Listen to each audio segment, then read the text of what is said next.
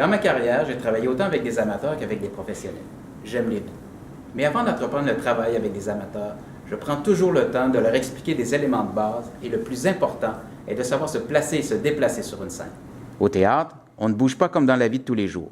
D'abord, il faut connaître la position de base.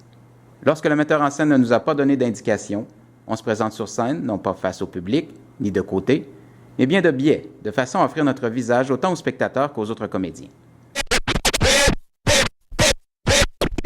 Le corps et la tête sont bien droits. Retenez bien cette règle. Il faut montrer son dos le moins possible au public. Au début, c'est pas toujours facile d'y penser.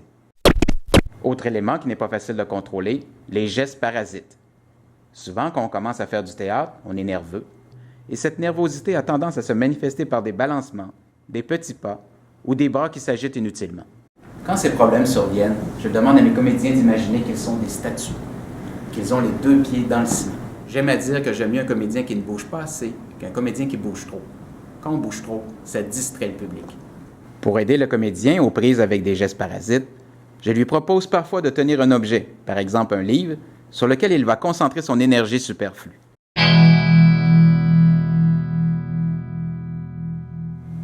Maintenant, je suis metteur en scène et je dois placer et déplacer mes comédiens sur scène. Idéalement, je prépare ma mise en scène d'avance et j'arrive avec des plans et des propositions. Mais on n'a pas toujours ce luxe. Le metteur en scène doit avoir en tête deux règles de base qui sont habiter la scène et éviter d'être trop statique. Souvent, je vais voir des spectacles de théâtre amateur et je vois des comédiens qui font leur scène en petits paquets et tous dans le même coin. Habiter la scène, ça veut dire, si le contexte le permet, de placer ces comédiens à une certaine distance l'un de l'autre, souvent de façon géométrique, le triangle étant d'ailleurs une figure élémentaire du théâtre.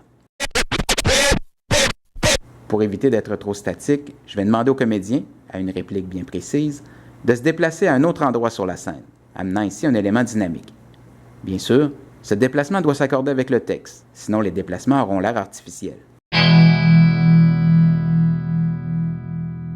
Le théâtre est donc une chorégraphie de répliques, de déplacements, d'émotions et d'énergie que le comédien doit posséder et rendre également de représentation en représentation. Mon nom est Luc Boulanger, je suis auteur, metteur en scène et comédien. Vous trouverez plus de détails sur notre site au théâtreimagination.com.